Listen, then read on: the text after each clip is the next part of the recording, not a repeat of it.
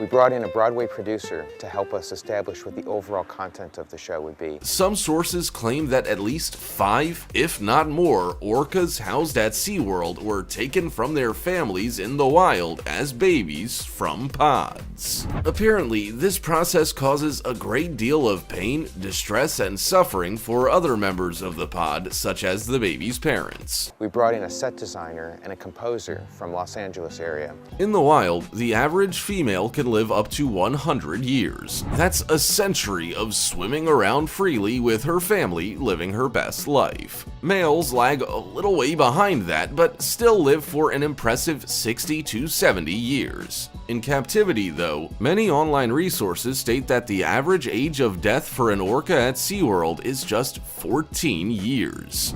We also brought in Hallmark Corporation to help us with what the emotional content of the show would ultimately be. Attacks by orcas on humans in the wild are rare, but as of 2019, 4 human deaths have been associated with orcas in captivity. 3 of those deaths involved Tilikum.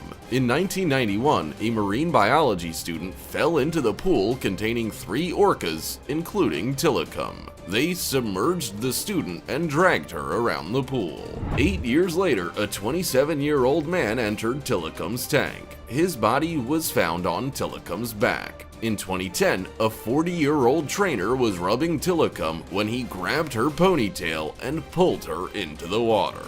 We brought all of this together, we mixed it all together, and we ultimately created a one-of-a-kind, unique experience that you can only find at SeaWorld. In 2015, OSHA got involved. They cited SeaWorld San Diego for improper training of whale workers, which came with a fine of almost $26,000. The fine was in response to OSHA's belief that SeaWorld San Diego was not training its employees to interact with its whales safely.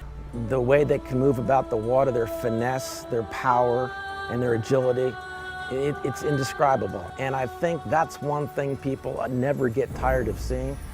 We as trainers, we never tire of it. There is undoubtedly a lot of danger involved in being an orca trainer, and that danger has been highlighted in a SeaWorld safety review. This safety review came about after a SeaWorld Orlando trainer, Dawn Brancheau, was killed by the 12,000-pound orca Tilikum when he dragged her underwater. We see it every day, but we appreciate it every day. So we aren't special people. We have special jobs, and we recognize that, and we understand that we are, in essence, ambassadors for humankind interacting with this species of animal. According to anonymous former SeaWorld trainers from the Orca Project, orcas are trained to float on their backs and present their family jewels to the trainers. And that's where we'll leave the rest to your imagination. But let's just say it involves the goal of trying to get an orca pregnant. More often than not, the pregnancy wouldn't be successful, but sometimes it was. And that was potentially enough to keep their orca stocks up. Tilikum, the orca, was put up for sale by Sealand, which closed its doors. SeaWorld purchased him for the breeding program, and his sperm was put to use. According to some sources, around 54% of SeaWorld's orcas had his genes. Former SeaWorld trainer Jeffrey Ventry in Blackfish said his semen is worth a lot of money. The whales, not Jeff's. It was also stated that artificial insemination is performed on orcas far younger than the age they would naturally conceive in the wild.